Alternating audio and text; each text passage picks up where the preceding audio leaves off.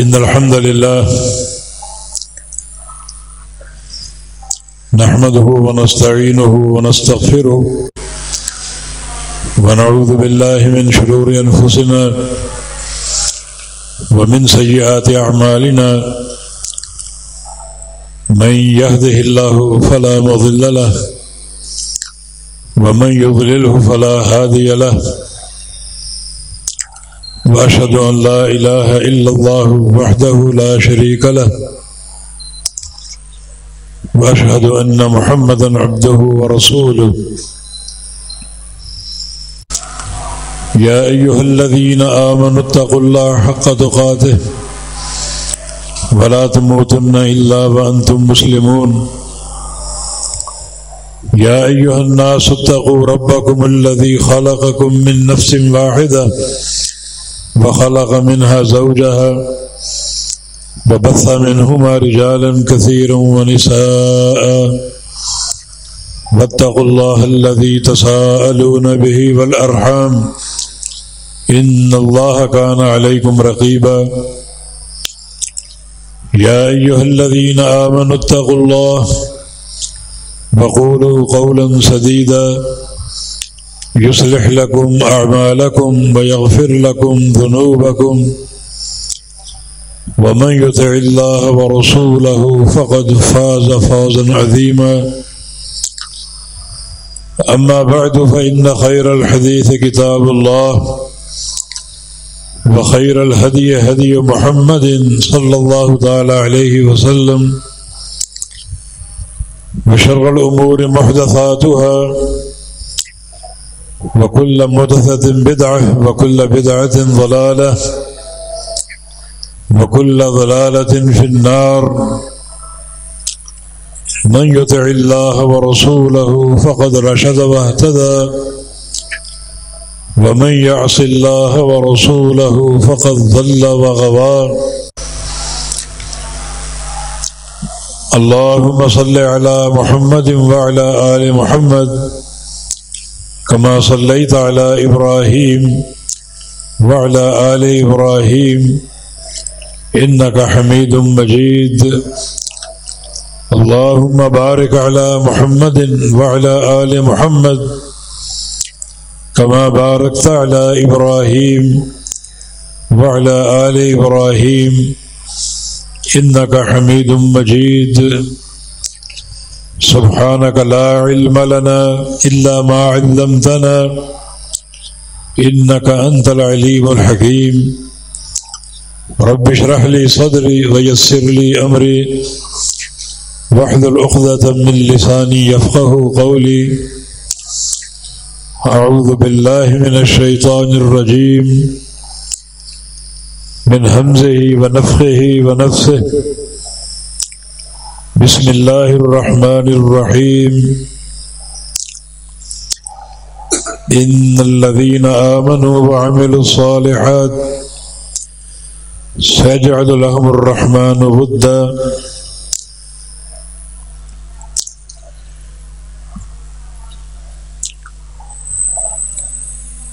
نبی کریم صلی اللہ علیہ وسلم کی ایک دعا اللہم استر عوراتی وآمن روعاتی، اے اللہ میرے عیبوں کو ڈھانپ لے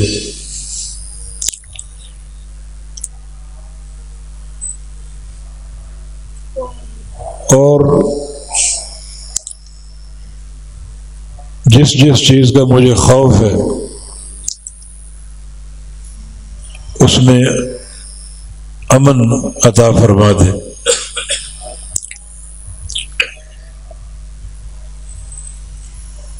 جب نبی علیہ السلام یہ دعا کرتے تھے تو ہمیں اس دعا کی کس قدر حاجت ہے۔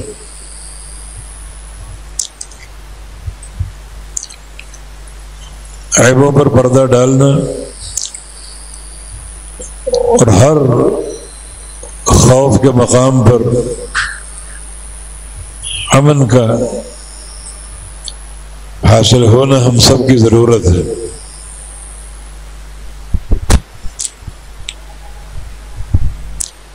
اللہ تعالیٰ کے ناموں میں سے ایک نام ستیر یا ستار،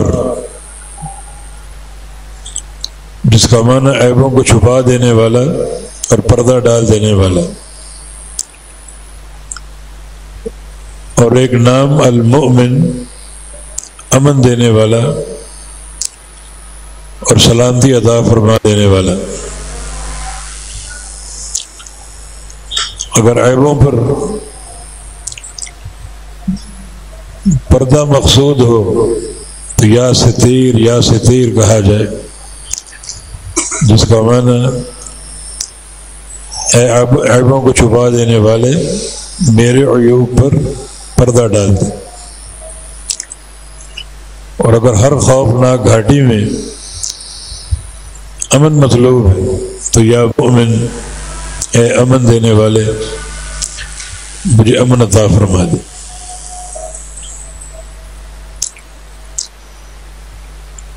اصل جن عیوب پر پردے کی طلب ہے وہ قیامت کے دن ہے۔ قیامت کے دن سارے بھرم ٹوٹ جائیں گے۔ آج ہمارے عیب چھپے ہوئے ہیں، کوئی دنیا کے بھرم میں، پیسے کی آڑ میں یا کسی عہدے کی آڑ میں، لیکن قیامت کے دن کوئی پیسہ، کوئی عہدہ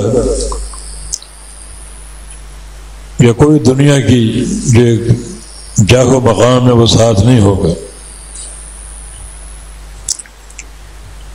نبی علیہ السلام کی حدیث ہے، رب قاسیۃ فی الدنیا عاریۃ یوم القیامہ۔ جب ایک رات آپ اپنی نیند سے بیدار ہوئے، بہت سے فتنے آپ نے دیکھے،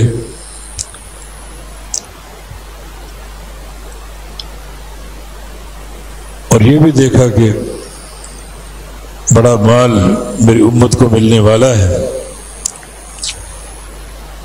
تو آپ نے اپنی خادمہ سے فرمایا تھا کہ ایقظوا صواحب الحجر، جو کمروں میں سونے والیاں ہیں ان سب کو جگاؤ، ان امہات المومنین۔ کیوں جگاؤ؟ تاکہ اٹھ کر یہ رب تعالیٰ سے باتیں کریں، راز و نیاز کریں، استغفار کریں، اور ان کو بتاؤ کہ رب قاسیۃ فی الدنیا عاریۃ یوم القیامہ، یہ دنیا میں بہت سی عورتیں جو لباس پہنی ہوئی ہیں قیامت کے دن بالکل برہنہ آئیں گی۔ اس کے بہت سے معنی ہیں۔ ایک معنی یہ بھی کہ جو دنیا کے لباس ہیں، کوئی خاتون اول ہے، کوئی ام المومنین ہے، کوئی نبی کی بیٹی ہے، کوئی نبی کی بیوی ہے، یہ دنیا کے لباس ہے۔ قیامت کے دن ان لباسوں کے بغیر آؤ گے عمل کے ساتھ۔ یہ بات آپ نے اپنے خاندان کے سارے افراد کو بتائی، اپنے چچا کو، اپنی بیٹی کو، بنو ہاشم کو، بنو عبد المطلب کو، کہ عمل کر لو، میں تمہارے کسی کام نہ آ سکوں گا، عمل کی ضرورت ہے۔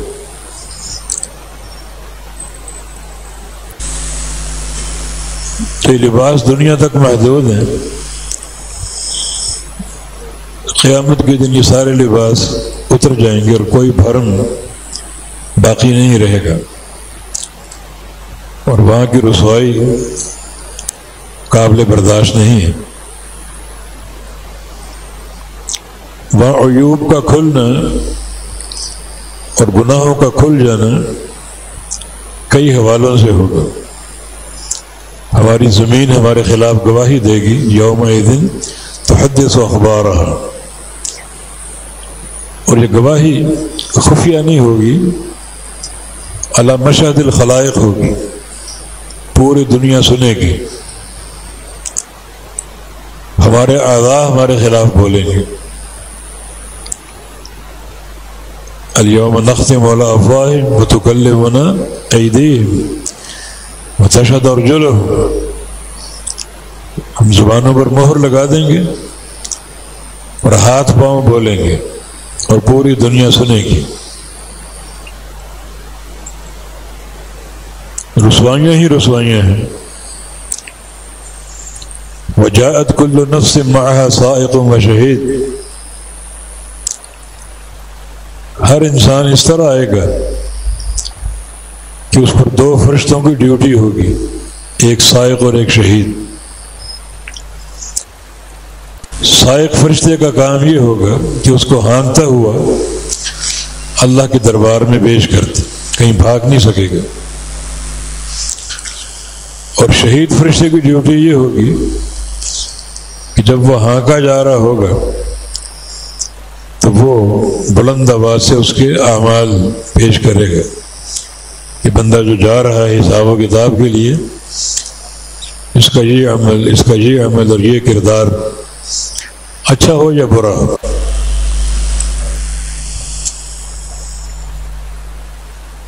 پھر سب سے اوپر اللہ کا علم،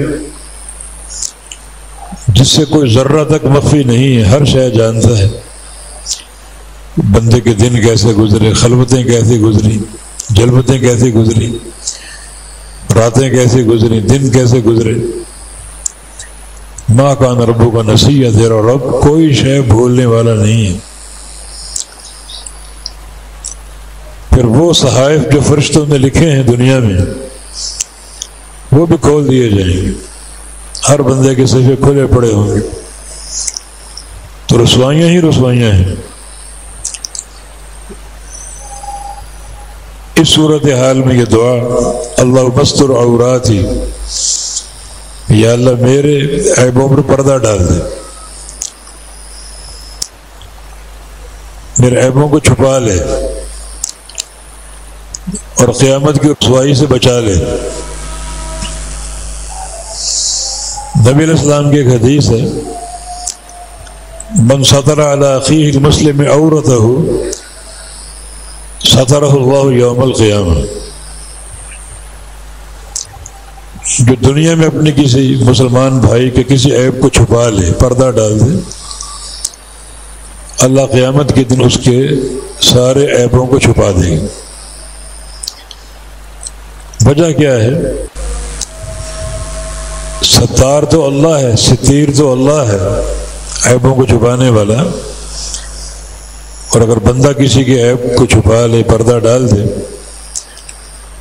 تو وہ اللہ تعالیٰ والا کام کر رہا ہے، تو اللہ اس کو اس سے بڑھ کر عطا فرمائے گا کہ تم نے کسی اپنے بھائی کے عیب کو چھپایا، آج جو کہ رسوائیوں کا دن ہے، میں تیرے عیبوں کو چھپا لوں گا۔ قرآن کے ایک مقام پر ایک دعا مذکور ہے، اس دعا میں اصل بنیاد فراہم کی گئی کہ یہ عیب کیسے چھپ سکتے ہیں۔ ربنا اننا سمعنا منادی ینادی للایمان ان آمنوا ربکم فآمنا، اے اللہ ہم نے تیرے منادی کو سنا جو دعوت دے رہا تھا کہ ایمان لاؤ۔ یہ منادی کون ہے؟ اس کی دو تفسیریں ہیں۔ ایک، منادی سے مراد قرآن پاک، قرآن ایمان کی دعوت دیتا ہے، اور دوسرا یہ منادی محمد الرسول اللہ صلی اللہ علیہ وسلم، آپ کی دعوت بھی ایمان کی دعوت ہے۔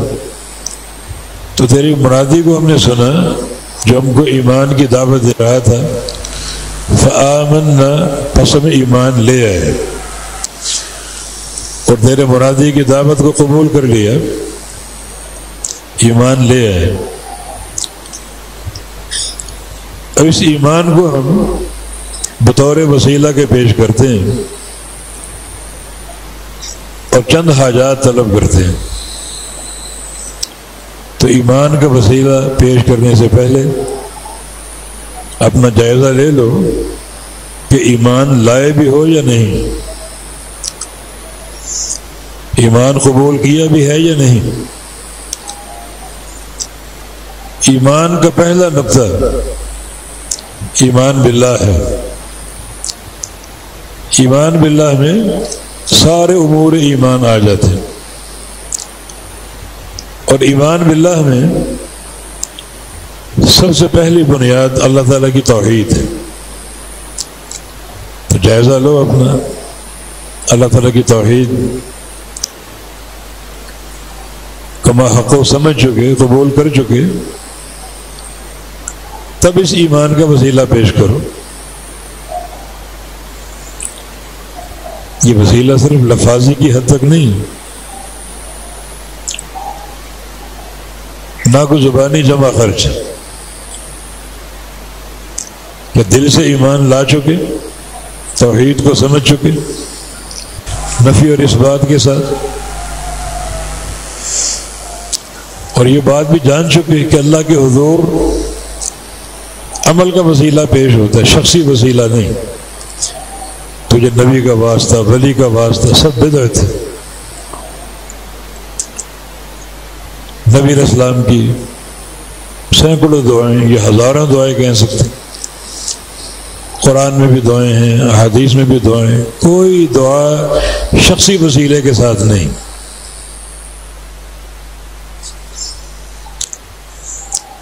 یہ کہنا غلط ہے کہ اللہ تعالیٰ ہماری سنتا نہیں، ہم گناہ گار ہیں، تو اللہ کے حضور کسی نیک بندے کے وسیلہ پیش کریں، اللہ سب کی سنتا ہے۔ یہ اللہ تعالیٰ کی توہین ہوگی کہ اللہ ہماری نہیں سنتا، سب کی سنتا ہے۔ اور سننے کا یہ جو وسیلہ، سب سے مضبوط وسیلہ، اپنا عمل پیش کرو۔ تو یہاں ایمان کا وسیلہ پیش کیا گیا، فآمنا، ہم ایمان لے آئے۔ اب سمجھ لو، سوچ لو، ایمان لا چکے ہو، توحید کو سمجھ چکے ہو، نفی اور اس بات کے ساتھ پوری قوت سے اس پر قائم ہو، تو آگے 5 دعائیں ہیں۔ فاغفر لنا ذنوبنا، ہمارے گناہوں کو معاف فرما دے۔ کہ ایمان لائے ہم، تیرے مرادی کی بات کو سن کر اس ایمان کا تجھے واسطہ ہے، ہمارے گناہوں کو معاف فرما دے۔ تو واسطہ صحیح بنا کر پیش کرو، ایک توحید کامل کے ساتھ، پورے یقین کے ساتھ، پورے فہم اور پورے وثوق کے ساتھ، کوئی شک و شبہ نہ ہو، اور فہم توحید میں کوئی خلل نہ ہو، تب یہ دعا فاغفر لنا ذنوبنا، ہمارے گناہوں کو معاف فرما دے، وکفر عنا سیئاتنا، اور جو بھی لغزشیں، صغیرہ گناہ، سب مٹا دے، سب معاف فرما دے۔ وتوفنا مع الابرار، بڑی اہم بات ہے یہ، جب ہم فوت ہوں، ہم پر موت طاری ہو، تو ہمیں مرنے کے بعد ابرار سے ملا دینا۔ ابرار بر کی جمع نیک لوگ۔ تنہائیاں دنیا تک تھیں، دنیا میں ایمان لانے والے بعض اوقات تنہا ہوتے ہیں، لوگ ان کو نہیں مانتے، قبول نہیں کرتے، تکلیفیں دیتے ہیں، اذیتیں دیتے ہیں، تنقیدیں کرتے ہیں، کیچڑ اچھالتے ہیں۔ بعض اوقات ایک گھر میں اکیلا ہوتا ہے، ماں باپ سب شرک و بدعت کی طرف، وہ اکیلا توحید پر قائم ہے۔ یا اللہ یہ تنہائیاں دور کر دینا، مرنے کے بعد ابرار سے ملا دینا۔ یہ پیارے پیغمبر کی دعا بھی تھی، جب آپ کا آخری وقت تھا، نزع کی کیفیت آ رہی تھی، اور آپ کا سر مبارک سیدہ عائشہ صدیقہ رضی اللہ عنہا کے سینے سے ٹکا ہوا تھا۔ پتہ ہے کہ توفی رسول اللہ صلی اللہ علیہ وسلم بین صہری و نحری وفی بیتی و یومی، نبی علیہ السلام کا انتقال میرے گھر میں ہوا، اس دن باری بھی میری تھی، اور آپ کا سر میرے سینے سے ٹکا ہوا تھا، اور آپ کی زبان میں کچھ الفاظ آ گیا، اللہم الحقنی بالرفیق الاعلی، یا اللہ مجھے ملا دے رفیق اعلیٰ کے ساتھ۔ عائشہ فرماتی ہم سمجھ گئی کہ اب اللہ کے نبی دنیا میں رہنا نہیں چاہتے، اللہ سے ملنا چاہتے۔ رفیق اعلیٰ، رفیق اعلیٰ کیا ہے؟ من یطع اللہ والرسول فاولئک مع الذین انعم اللہ علیہم من النبیین والصدیقین والشہداء والصالحین۔ انبیاء کے ساتھ ملا دے، صدیقین کے ساتھ ملا دے، شہداء کے ساتھ ملا دے، صالحین کے ساتھ ملا دے۔ لیکن کس کو؟ جو اللہ اور اس کے رسول کی اطاعت کر لے، اطاعت کا ایک ہی مرکز بنا لے، اللہ اور اس کا رسول، اور کوئی مرکز نہ ہو، نہ قوم، نہ برادری، نہ کوئی پیر، نہ کوئی امام، صرف براہ راست اللہ اور اس کے رسول کی اطاعت کر لے تو اللہ اس کو رفیق اعلیٰ کے ساتھ ملا دے گا، انبیاء کے ساتھ، صدیقین کے ساتھ، شہداء اور صالحین کے ساتھ۔ اور یہاں بھی ایمان کا وسیلہ پیش کر کے اللہ سے یہ طلب کیا جا رہا ہے وتوفنا مع الابرار، ہماری موت ابرار کے ساتھ ہو، مرنے کے بعد یہ تنہائیاں ختم ہو جائیں اور ہم ابرار میں داخل ہو جائیں، ابرار میں مل جائیں، نیک لوگ، صالحین، انبیاء، صدیقین، شہداء، ان کے ساتھ ملا دیں۔ اور چوتھی دعا کیا ہے؟ ربنا وآتنا ما وعدتنا علی رسولک، اے اللہ وہ سب چیزیں عطا فرما دے جن کا تو نے وعدہ فرما رکھا اپنے رسولوں کے ذریعے، انبیاء کو بھیجا، رسولوں کو بھیجا، ان رسولوں نے جو وعدے فرمائے ہیں وہ سارے عطا فرما دے۔ کس چیز کے وعدے؟ اعمال کی جزا کی، روزے کا یہ نتیجہ، نماز کا یہ اجر، توحید کا یہ اجر، جہاد کا یہ اجر، تلاوت قرآن کا یہ ثواب، یہ سارے وعدے ہیں، وہ سارے عطا فرما دے۔ جو بھی عمل ہم نے کیے انہیں قبول فرما کے جو انبیاء کی زبان سے جو نتائج اور ثمرات بیان ہوئے سارے عطا فرما دے۔ ہم نے نمازیں پڑھی، روزے رکھے، حج عمرے کیے، ہر چیز کا ثواب مذکور، وہ سارا عطا فرما دے۔ اور پانچویں چیز بڑی اہم ہے، ولا تخزنا یوم القیامہ، ہمیں قیامت کی رسوا نہ کرنا، قیامت کے دن ذلیل نہ کرنا، رسوا نہ کرنا، یہ پردہ ڈالنا، عیوب پر پردہ ڈال دے، گناہوں پر پردہ ڈال دے۔ یہ پانچوں دعائیں بڑی اہم ہیں۔ ان پانچوں دعاؤں کا وسیلہ کیا ہے؟ فآمنا، ہم ایمان لائے، ہم نے توحید کو سمجھا، قبول کیا، تیرے حضور تیری توحید کا واسطہ پیش کر رہے ہیں۔ اور اللہ کیا فرما رہا ہے؟ فاستجبنا لہ، ہم نے یہ ساری دعائیں قبول کر لی۔ ترتیب اچھی ہے، بنیاد درست ہے، مضبوط ہے، ایمان کی بنیاد، ایمان کا وسیلہ، میری توحید کا وسیلہ، ہم نے یہ ساری دعائیں قبول کر لی۔ تو ضروری ہے کہ بندہ اس وسیلے کو سمجھ لے، اس واسطے کو سمجھ لے، ایمان کا واسطہ، اور ایمان میں سر فہرست توحید کا عقیدہ اللہ کے حضور پیش کر دے تو پانچوں بڑی قیمتی دعائیں، گناہوں کی بخشش، بڑے ہوں چھوٹے ہوں، اور ساتھ ساتھ وہ سارے وعدے جو انبیاء نے فرمائے ہیں ہر چیز کے بارے میں، عقیدے کے بارے میں، عمل کے بارے میں، اخلاقیات کے بارے میں، وہ سب ہم نے اختیار کیے، وہ سارے وعدے ہمیں عطا فرما دے۔ مرتے ہی صالحین میں داخل کر دے، یہ تنہائیاں ختم ہو جائیں، اور ساتھ ساتھ ہمیں قیامت میں رسوا نہ کیجیے، عیبوں پر پردہ ڈال دے۔ اللہ ستار و ستیر ہے، عیبوں کو چھپا دینے والا۔ اور یہ رسول اللہ علیہ وسلم کی دعا، اللہ مستر عوراتی، کہ یا اللہ میرے عیوب کو ڈھانپ لے، چھپا لے، پردہ ڈال دے۔ آپ کے کیا عیب تھے؟ کوئی نہیں. کہ ہمیں تعلیم دی جا رہی کہ جب میں یہ دعا کر رہا ہوں تو تمہیں اس دعا کی کس قدر حاجت ہے، کس قدر ضرورت ہے. اللہ تعالیٰ سے ایسی دوستی اور صلح کر لو جیسے اللہ قیامت کے دن بعض بندوں کا حساب لے گا. یسترہ من الخلائق، اللہ اس کو بلائے گا اور ساری مخلوقات سے چھپا لے گا. دنیا دیکھ رہی ہے، سن رہی ہے، لیکن کوئی آواز باہر نہیں آ رہی، نہ وہ بندہ نظر آ رہا ہے. یضع علیہ کنفہ، اللہ اس پر اپنا پردہ ڈال دے گا. اور یناجی، اس سے حساب لے گا سرگوشیوں کے ساتھ، کوئی رسوائی نہیں، کوئی بدنامی نہیں. اللہ کا پردہ ڈالنا، اپنا پردہ اس پہ ڈال دے گا. اور یسترہ من الخلائق، پوری مخلوقات سے چھپا لے گا اور سرگوشیوں کی صورت میں حساب لے گا.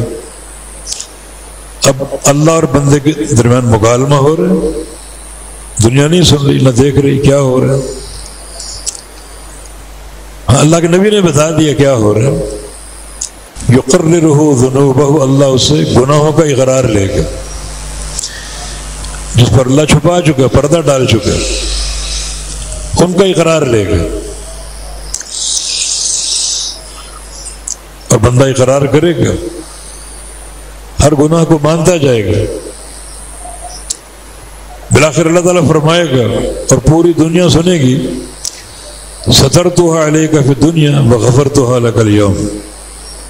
یہ سارے عیب، سارے گناہ میں نے دنیا میں بھی چھپا رکھے تھے، پردہ ڈال دیا تھا، آج سارے معاف کر دیتے. جب تو گناہ کر رہا تھا اس وقت تجھے پکڑتا، لیکن نہیں پکڑا، پردہ ڈال دیا. اللہ ہی پردہ ڈالنے والا ہے، اور آج وہ سارے معاف کر دیتا. یہ فضیلت حاصل ہو سکتی. اللہ ستار اور ستیر، پردہ ڈالنے والا، لیکن پردے کی بنیادیں ہمیں جاننی چاہیے. اور یہ دعا جو ہے ایمان کا وسیلہ، توحید کا وسیلہ، سب سے قوی وسیلہ، سب سے قوی واسطہ ہے یہ.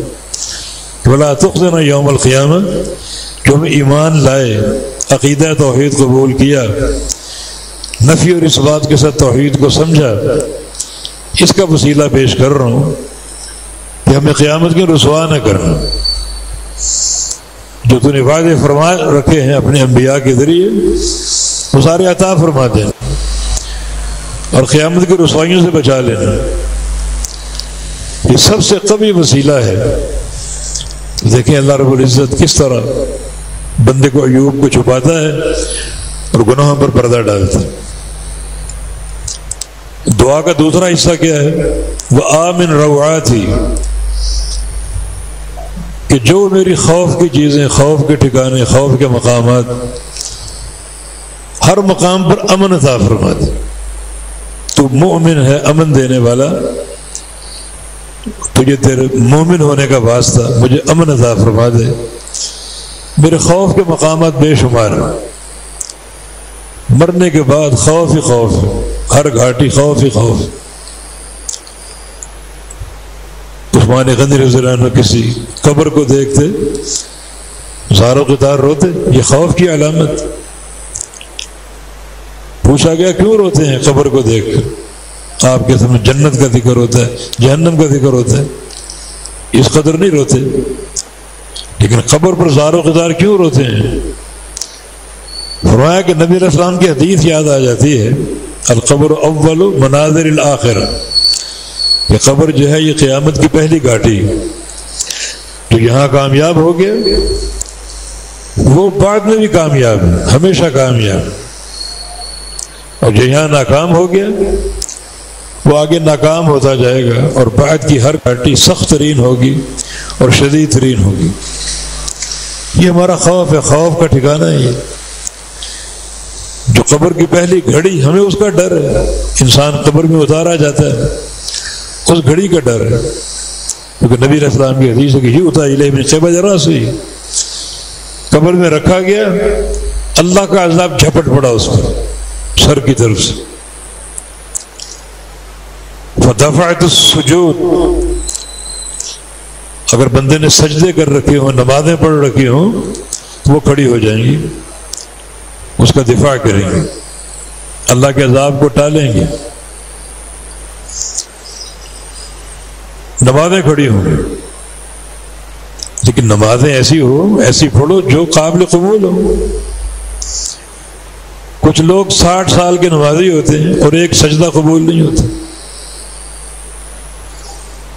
قیامت کے قریب مساجد بہت ہوں گی، نمازی بھی بے شمار، مگر اکثر لوگوں کی نمازیں قبول نہیں ہوں گی، خلاف سنت. جو نماز بچپن میں گھٹی میں ڈال دی گئی بس چل رہی ہے، جو ماں باپ پڑھ رہے ہیں وہ چل رہی ہے، کوئی شعور ہی نہیں. جس نبی پر ایمان لائے، جس سے محبت کے دعوے کرتے ہیں، ان کی نماز کیسی تھی؟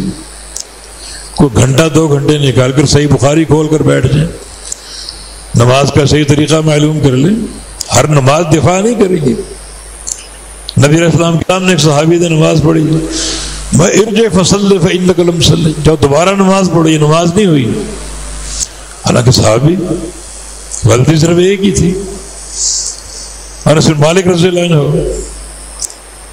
نبی علیہ السلام کے انتقال کے بعد کچھ وقت باہر چلے گئے، واپس آئے تو مسجد نبوی میں نماز پڑھی اور نماز سے فارغ ہو کر رو پڑے. لوگوں نے پوچھا کیوں رو رہے ہیں؟ فرمایا کہ نبی علیہ السلام کے دور کی ایک نماز ہی باقی تھی، وقت ضیعتموہ، اس کو بھی تم نے ضائع کر دی. نماز ایک باقی بچی تھی، وہ بھی تم نے برباد کر دی. کیا کمی دیکھی آپ نے؟ فرمایا کہ تمہاری صف بندی کیسے غلط ہو گئی.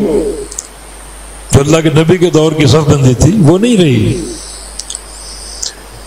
اللہ کے نبی کے دور کی صف بندی کیسی تھی؟ فرمایا کہ کنا نلزق الاقدام بالاقدام والمناکب بالمناکب فی عہد رسول اللہ صلی اللہ علیہ وسلم. ہم تو نبی علیہ السلام کے دور میں کندھوں سے کندھے اور قدموں سے قدم چپکا کر کھڑے ہوتے تھے، ساتھ جوڑ کر پوری قوت کے ساتھ. یہ 2 بارشتوں کا فاصلہ رکھ کے کھڑا ہونا کہاں سے؟ یہ کون سی صف بندی؟ الا تصفون کما تصف الملائکۃ عند ربہم. اللہ کے نبی نے فرمایا جو صف بندی فرشتوں کی رب تعالیٰ کے پاس، وہ صف بندی کیوں نہیں اختیار کرتے؟ فرشتوں کی صف بندی. فرشتے بھی نماز پڑھتے ہیں بیت المعمور میں، ان کی مسجد 7ویں آسمان میں روزانہ 70,000 فرشتے میں نماز پڑھتے ہیں. اور جس نے ایک بار پڑھ لی اس کی قیامت تک باری نہیں آئے گی. فرشتوں جیسی صفیں کیوں نہیں بناتے؟ صف بندی کیسی؟ یتمون الصف الاول فالاول ثم یتراصون. وہ اگلی صفوں کو پہلے پورا کرتے ہیں، یعنی کہ آگے صف کم ہے اور پیچھے کھڑے ہو گئے، اگلی صف کو پہلے پورا کرتے ہیں. اور جب صف میں کھڑے ہوتے ہیں تو سیسا پلائی ہوئی دیوار کی طرح کھڑے ہوتے ہیں، ساتھ جڑ کر چپک کر، قدموں سے قدم ملا کر، کندھوں سے کندھے ملا کر. یہ فاصلے کہاں سے آ گئے؟ صحیح بخاری کی حدیث. تو بھائی جو نماز دفاع کرے گی قبر میں، وہ نماز وہ ہے جو قابل قبول ہو. نماز ایسی ہو جو دنیا میں برباد ہو چکی ہو. 60 سال کا نمازی ایک سجدہ قبول نہیں. حذیفہ بن یمان نے ایک شخص کو دیکھا، بوڑھا آدمی نماز پڑھ رہا ہے، صحیح بخاری میں قصہ ہے. منذ کم تصلی هذه الصلاۃ، یہ نماز کب سے پڑھ رہے ہو؟ کہتا ہے کہ منذ 40 سنہ، 40 سال سے. فرمایا کہ ما صلیت، تم نے 40 سال سے ایک نماز بھی نہیں پڑھی. بولو مت علی هذا لمت علی غیر فطرت محمد صلی اللہ علیہ وسلم. اگر یہی نماز پڑھتے پڑھتے مر گئے جو آج پڑھی ہے، تو تمہاری موت اللہ کے نبی کے دین پر نہیں ہوگی. جو اللہ کے نبی کا دین ہے اس کی بنیاد نماز، الصلاۃ عماد الدین، اس کی بنیاد نماز ہے. پھر پھر یہ موت دین کی نہیں ہوگی، اسلام کی نہیں ہوگی۔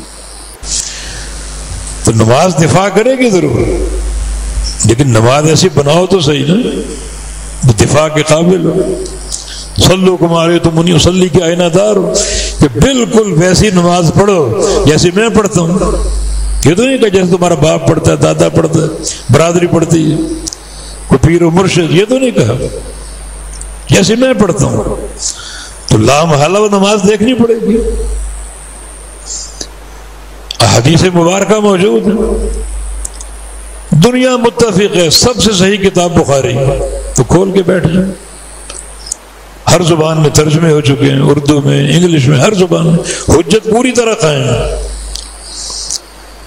تو عذاب سر کی طرف سے آئے گا، نماز ٹالے گی، سجدے کھڑے ہو جائیں گے، عذاب وہاں سے پلٹے گا، دائیں ہاتھ کی طرف آئے گا کہ وہاں سے داخل ہو جاؤ، حملہ کر دوں، صدقہ کھڑا ہو جائے گا۔ تو صدقہ بھی تو قابل قبول ہو نا، کوئی ریاکاری نہ ہو، کوئی دکھاوا نہ ہو۔ بیشتر دنیا صدقہ دیتی ہے اور شہرت کے لیے، ہمارا نام گونجے، میڈیا پر نام آئے ہمارا، ہم نے 1 کروڑ کا جانور خریدا قربانی کے لیے، اخباری نمائندے آ رہے ہیں۔ صدقہ بھی تو ایسا ہو جو قابل قبول ہو۔ اللہ کے نبی کا فرمان ہے، رجل تصدق بصدقۃ فاخفاها حتى لا تعلم شماله ما تنفق يمينه۔ اس قدر چھپا کے انسان صدقہ دے کہ بائیں ہاتھ کو معلوم نہ ہو دائیں ہاتھ نے کیا خرچ کیا، پورے اخلاص کے ساتھ۔ ایک بندہ قیامت کے دن پیش ہوگا، کیا عمل لے کر آئے؟ کہے گا انفقت فی سبیل اللہ، میں بڑا مالدار تھا، تاجر تھا، اور تیری راہ میں خرچ کرنے کا شوق تھا اور میں نے خوب خرچ کیا۔ کذبت، جھوٹ بول رہے، خرچ کیا ہوتا تو نام ہوتا اس لسٹ میں جنتیوں کی، اس میں کوئی نام نہیں تمہارا۔ فرشتے کہہ رہے ہیں، اللہ فرمائے گا نہیں، سچ کہہ رہے، صدقہ دیا تھا اس نے، بہت مال خرچ کیا۔ لیکن کیوں نہیں یقال جواد، تاکہ اس کو سخی کہا جائے، سخاوت کی دھوم مچ جائے، شہرت ہو۔ فقد قیل، سب کچھ کہا جا چکا، اس سے کہو جن کو دکھانے کے لیے صدقہ دیا تھا ان کے پاس چلے جاؤ، کچھ ملتا ہے تو لے لو، میرے پاس کچھ نہیں۔ ایک ہی بدلہ، اس حبوب الی النار، اس کو پاؤں سے پکڑ لو اور چہرے کے بل گھسیٹو اور جہنم میں ڈال کر آ جاؤ۔ یہ سخی صدقہ دینے والا، مساجد بنائی، مدارس بنائی، یتیم خانے بنائے، طلبہ کی کفالت کی، بیواؤں کی، یتیموں کی کفالت کی، الٹا گھسیٹا ہو جہنم میں ڈالا جا رہا، اخلاص نہیں۔ تو صدقہ یقیناً دفاع کرے گا، لیکن صدقہ ایسا بناؤ تو صحیح نا جو دفاع کے قابل ہو۔ اللہ وہاں سے بھی پسپا ہو جائے گا، پھر بائیں طرف آئے گا، بائیں طرف دفع الصوم، روزہ دفاع کرے گا، روزہ کھڑا ہو جائے گا، اس حملے کو ٹالے گا، اس کو پسپا کرے گا۔ تو روزہ بھی ایسا جو قابل قبول ہو۔ وہی من صام رمضان ایمان و احتساب، 2 شرطیں، ایمان اور احتساب کی۔ ایمان کی بات ہم بار بار کرتے رہتے، ایمان توحید خالص کا نام۔ یہ کتب علیکم الصیام، روزے فرض کر دیے گئے، اس پر بعد میں غور کرو، یا ایھا الذین آمنوا پر پہلے غور کرو، اے ایمان والو تم پر روزے فرض کیے، ایمان والو۔ تو ایمان والے بنو تو صحیح نا، توحید کو اپناؤ، ظاہر و باطن، توحید کو سمجھو، نفی و اثبات، پھر روزے کی طرف آؤ، وہ قابل قبول ہوگا۔ اور دوسری احتساب کی شرط ہے، روزے کو چھپا کے رکھو، اللہ سے اجر لینا ہے بس، کسی اور سے نہیں۔ تو وہ روزہ دفاع کرے گا جو قابل قبول ہو، جس کی بنیاد ایمان و احتساب۔ عذاب وہاں سے بھی ٹلے گا اور ٹانگوں کی طرف آ جائے گا، پاؤں کی طرف آ جائے گا، حملہ آور ہوگا۔ 2 عمل کھڑے ہو جائیں گے، ایک مشی الی المساجد و قیامہ باللیل، رات کا قیام، تہجد۔ دوسرا قدم چل کے جانا مساجد کی طرف نماز پڑھنے کے لیے، وہ قدم کھڑے ہو جائیں، صلاۃ اللیل کھڑی ہو جائے گی، تراویح کھڑی ہو جائیں گی۔ شرط وہی ایمان و احتساب، اس کی ادائیگی ایمان کے ساتھ ہو، احتساب کے ساتھ، ریاکاری، دکھاوا نہ ہو، خلاف سنت نہ ہو، مسنون تعداد ہو، مسنون طریقہ ہو، تو دفاع کے قابل تو ہو نا۔ یہ ہماری خوفناک گھڑی ہے، یا اللہ اس کو امن دے دے، لیکن امن کے قواعد موجود ہیں۔ اس خوفناک گھڑی میں امن ضرور ملے گا، اللہ دے گا، امن دینے والا ہے۔ وہ جو آمن روعاتی، میری خوف کی گھاٹیوں کو امن عطا فرما دے، امن ملے گا، مگر امن کے قابل بن جاؤ۔ یقیناً یہ گھاٹی خوفناک ہے، قبر میں اتارا جانا۔ وہ لوگ کہتے ہیں قبر کی پہلی رات بڑی شدید ہوتی، پہلی رات نہیں، پہلی گھاٹی۔ بندہ جو ہی قبر میں اتارا جاتا ہے، دن ہو یا رات ہو، عذاب جھپٹتا ہے اس پر۔ اگر یہ عمل صالح نہ ہو، سجدے نہ ہو، نمازیں نہ ہو، صدقہ نہ ہو، روزے نہ ہو، قیام اللیل نہ ہو، تو عذاب داخل ہو سکتا ہے اندر۔ خوفناک گھاٹی ہے۔ جب پاؤں کی طرف سے وہ پسپا ہوگا تو عذاب کہے گا لم اجد فیہ منفذا، مجھے اس بندے کے اندر داخل ہونے کا راستہ نہیں ملا، کہ بندہ بچ گیا بجائے اعمال کی برکت سے۔ تو گھاٹی خوفناک ہے، اللہ امن دینے والا ہے، مگر اس ذات نے امن کے قواعد ہمیں عطا فرمائے۔ ان قواعد کو اپناؤ، ان باتوں کو اپنا لو، ہم امن عطا فرمائیں گے۔ ہر گھاٹی قیامت کی خوفناک ہے، ہمیں ڈر ہے ہر گھاٹی کا۔ قیامت کے چہرے سے ڈر ہے ہمیں، میدان محشر میں جھانکنا اس سے ڈر ہے ہمیں، ہم ڈرتے ہیں اس سے۔ امن چاہیے۔ ساری مخلوق اس سے ڈرتی، ساری مخلوق۔ ملائکہ کا حساب نہیں، فرشتوں کا حساب نہیں،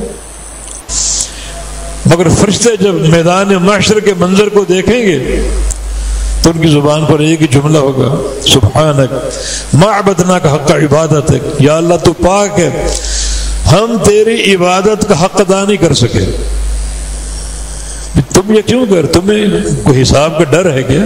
کوئی ڈر نہیں، مگر اللہ کا غضب، اس کا جلال، میدان محشر کی کیفیت، رعب، ہم تیری عبادت کا حق ادا نہیں کر سکے۔ مانا جو اس دن کی دہشت ہے، خوف ہے، اس سے بچاؤ کے لیے جو عبادت چاہیے، جو معیار چاہیے، وہ ہم ادا نہیں کر سکے۔ یہ ملائکہ کہہ رہے ہیں جن کے دامن میں صدیوں کے سجدے ہیں، صدیوں کے، جس فرشتے کو اللہ نے پیدا کرتی سجدے میں ڈال دیے، وہ قیامت تک سجدے میں رہے گا، قیامت تک کے سجدے، صدیوں کے۔ مگر جو میدان محشر کی حالت اور کیفیت ہے، تو اس بات کا اقرار کر رہے ہیں کہ وہ سجدے بھی ہمیں اس دہشت سے نہیں بچا سکیں، اتنی خوفناک گھاٹی ہے۔ تیرے فرشتے تو فرشتے ہیں۔ ایک قصہ طبرانی وغیرہ میں صحیح سند کے ساتھ، ایک شخص نبی علیہ السلام کے پاس آیا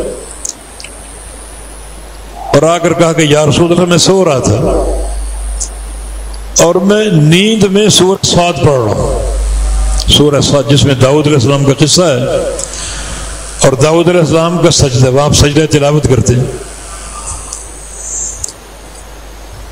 کہا کہ میں نیند میں قرآن پڑھ رہا ہوں، سورہ صاد کی تلاوت کر رہا ہوں، ایک درخت کے نیچے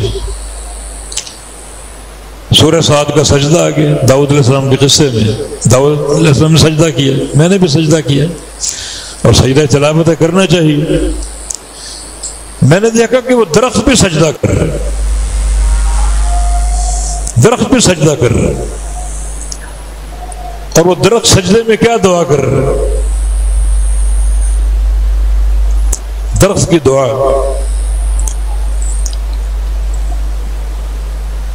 اے اللہ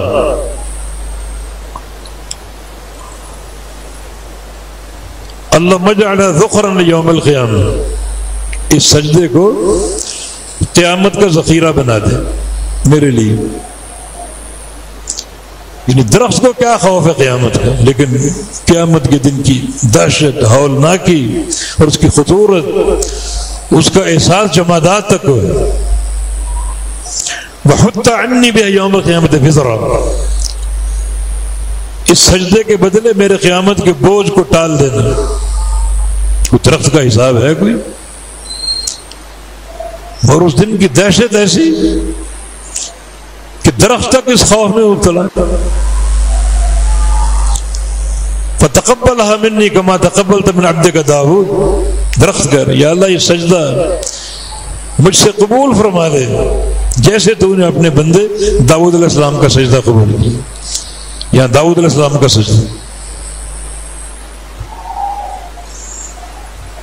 پھر درخت کا احساس کیا ہے؟ مگر میدان معاشر کی شدت اور خطورت کا احساس ہے. درخت کا حساب تو نہیں. جانوروں کا حساب ہے کہ ہر جمعے کے روز جانور ڈرتے ہیں، سہمے ہوتے ہیں جب تک سورج مشرق سے طلوع نہ ہو جائے، پھر مطمئن ہوتے ہیں کہ آج قیامت نہیں آئے گی. قیامت جمعے کو آئے گی اور اس دن سورج مغرب سے طلوع ہوگا. ہر جمعے کے روز جانور ڈرتے ہیں. کیوں ڈرتے ہو؟ تمہارا کوئی حساب ہے، کوئی جہنم کی وعید ہے تمہاری؟ کوئی وعید نہیں. لیکن قیامت کا چہرہ میدان محشر، یہ میری خوف کا مقام ہے.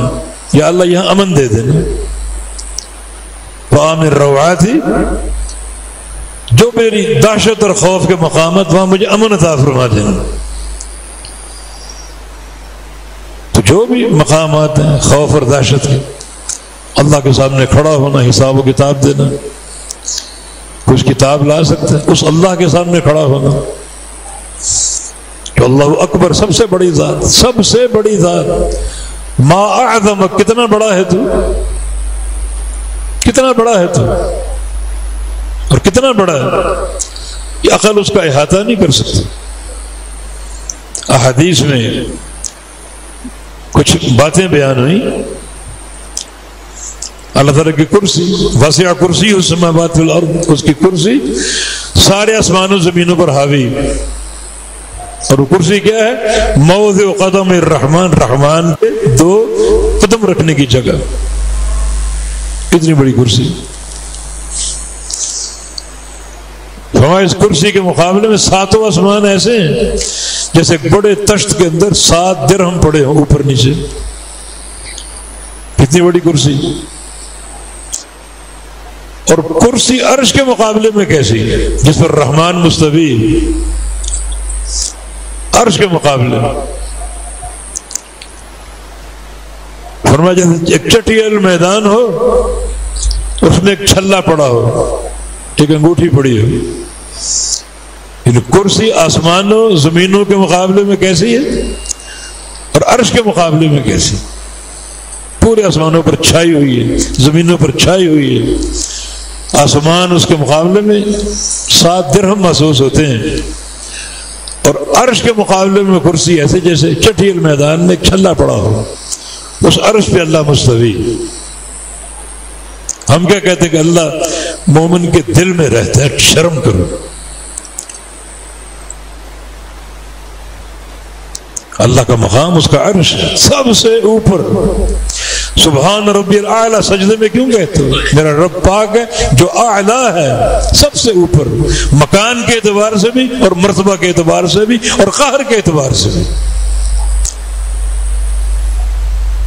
اس اللہ کے سامنے پیش ہونے. ما منکم من احد الا وسيكلم ربه وليس بينه وبينه ترجمان.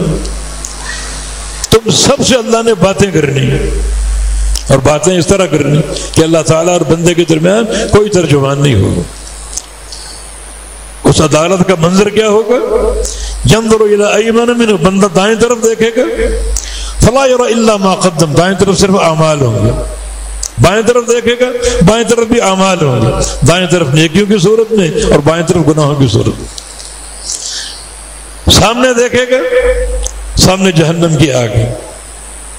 کہ اللہ کی عدالت کا منظر اس رب تعالیٰ کے سامنے. ما اعظم، کتنی بڑی ذات ہے وہ. کھڑا ہونا حساب و کتاب کے لیے. یہ ہمارے خوف کا مقام ہے، ہمارے ڈر اور دہشت کا مقام. یا اللہ یہ امن عطا فرما دیں، اس مقام پہ امن دے دیں. امن کے وعدے ہیں، امن کے قواعد موجود ہیں. اللہ حاضر قیاس بہت سی قیامت کے مراحل ہیں. پل صراط ہے، مرحلہ میزان، اعمال کو تولا جائے گا. پل صراط سے گزرنا ہوگا، خوفناک مقام، اعمال کو تولا جائے گا، رب سمین عظیم لا یدن عند اللہ جناح بعوضہ، قیامت کے دن بعد بھاری بھرکم لوگ آئیں گے، بھاری بھرکم یعنی عمل کے اعتبار سے پہاڑ جیسے اعمال لے کر آئیں گے، اور اللہ فرمائے گا تولو، ان اعمال کو بھی تولو، اس بندے کو بھی تولو، بڑا کھاتا پیتا عمل کرنے والا، تولو، دونوں کو تولو، دونوں کو تولا جائے گا، دونوں کا وزن ایک مچھر کے پر کے برابر بھی نہیں ہوگا۔ ہمیں خوف اس گھٹی کہ اللہ ایسے عمل کی توفیق دے جس کا وزن ہو تیرے میزان میں، اور ایسے اعمال ہیں ذرے کے برابر اعمال پہاڑ بن جائیں گے اگر قواعد موجود ہیں، توحید کی اساس ہے اور سنت کی اتباع ہے، اور پہاڑ جیسے اعمال ذرے بن کر بکھر جائیں گے اگر قواعد موجود نہیں، نہ توحید کی بنیاد ہے نہ سنت کی اتباع ہے۔ خوفناک گھاٹی، بڑے لوگ جہاں گر جائیں گے، اعمال گنے جائیں گے پورے ہوں گے، نمازیں پوری، روزے پورے، زکاتیں پوری، مگر تولے جائیں گے تو لوگ گر جائیں گے۔ عمل ہیں پورے، گنتی مکمل ہے، مگر عمل معیار سے قاصر ہے۔ معیار توحید کی بنیاد ہے، اخلاص نیت ہے، اور معیار اللہ کے نبی کی اتباع ہے۔ بڑی خوفناک گھاٹی، یہاں لوگ کشاں کشاں آئیں گے اعمال لے کر، خوش ہیں، ہماری تعداد پوری ہے، مگر تعداد پورا ہونا کافی نہیں، اس تعداد کا معیار کے مطابق ہونا ضروری ہے، اسی لیے میزان، اس لیے اعمال تولے جائیں، ورنہ گنتی کر کے نتیجہ برآمد کر دیا جاتا ہے، لیکن نہیں، گنتی کافی نہیں ہے، معیار تولا جائے گا اعمال کو، اور تولا جانا اس معیار کے ساتھ سنت کی اتباع ہے یا نہیں، توحید ہے یا نہیں، اخلاص ہے یا نہیں، تب وہ عمل قابل قبول ہوگا۔ پل صراط کی گھاٹی ہے، بڑے خوفناک یہ گھاٹی، بڑی خوفناک گھاٹی، بڑے خوفناک منظر ہوں۔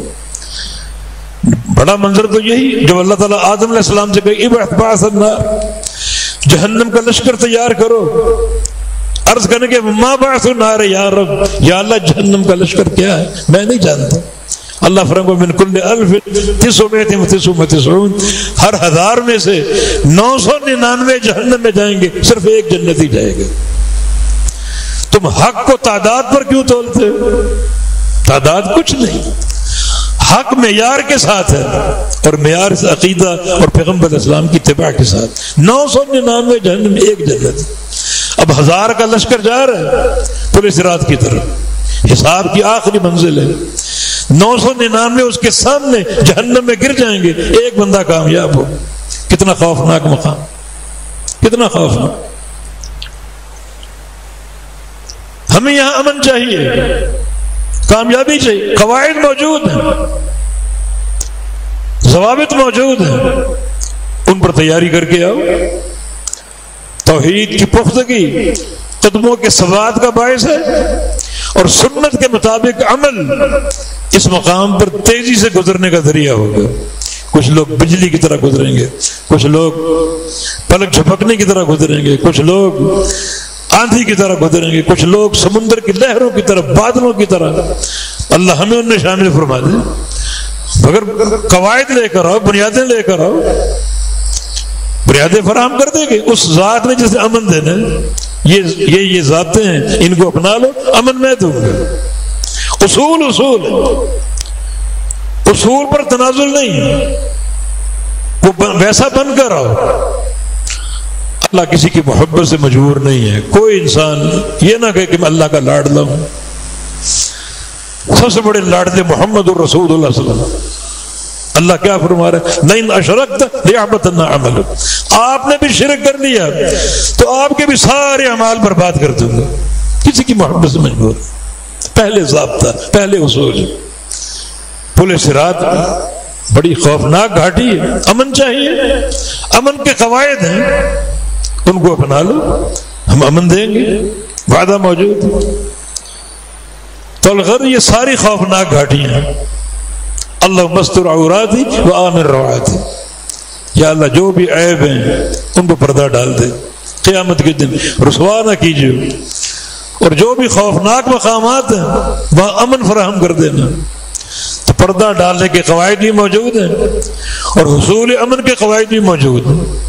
دنیا کی زندگی عمل کر لو، محنت کر لو، کوشش کر لو، یہ زندگی دوبارہ نہیں ملے گی، ایک ہی بار ملے گی، اور کافی زندگی، کافی عمر، 50 سال، 60 سال، 70 سال، بہت زیادہ ہیں، بہت زیادہ ہے۔ یہ دین کو سمجھ لو، اپنا لو، ایک گھڑی ہی کافی، ایک ساعت ہی کافی، کیونکہ جاءکم النذیر، رسول آ چکا ہے، رسول نے ایک ایک چیز بیان کر دی، تو پھر دیر کس چیز کی؟ دیر تب ہو نا جب رسول نہ ہو۔ خود حق تلاش کرو، خود ٹکرے مارو، شرق و غرب میں جو حق کہاں پر ملے گا؟ عمر نوح مل جائے نہیں ملے گا، اس کا احسان عظیم ہے، حق بنایا، نبی کو دیا، مبعوث فرما دیا، ایک ایک چیز واضح، اس کو قبول کرنا، قبول کر لو، ایک ساعت ہی کافی اللہ کی رضا کے لیے، اس کو راضی کرنے کے لیے۔ وہ ذات بڑی جلدی بندے سے صلح کر لیتی اور راضی ہو جاتی، لیکن اصول پر، ضوابط پر، توحید خالص ضابطہ ہے اور پیغمبر کی اتباع ضابطہ ہے، باقی اخلاص نیت ضابطہ ہے، اس کو اپنا لو، اللہ تعالیٰ قبول کرنے والا۔ تو ستر العورات اور امن فی المخاوف، قواعد اور ضوابط موجود، ضرورت ان کے فہم کی اور ان کو اپنانے کی۔ اللہ مجھے اور آپ کو توفیق عطا فرما دے، اللہ تعالیٰ ہمارے عیبوں میں پردہ ڈال دے، اللہ ہمارے جو بھی خوف کے مقامات وہاں ہم کو امن عطا فرما دے، جو امن کے قواعد ہیں، ضوابط اور اصول ہیں، اللہ پاک دنیا کی زندگی میں ان کو اپنانے کی توفیق دے دے۔ اقول قولی ھذا واستغفر اللہ لی ولکم وآخر دعوانا ان الحمد للہ رب العالمین۔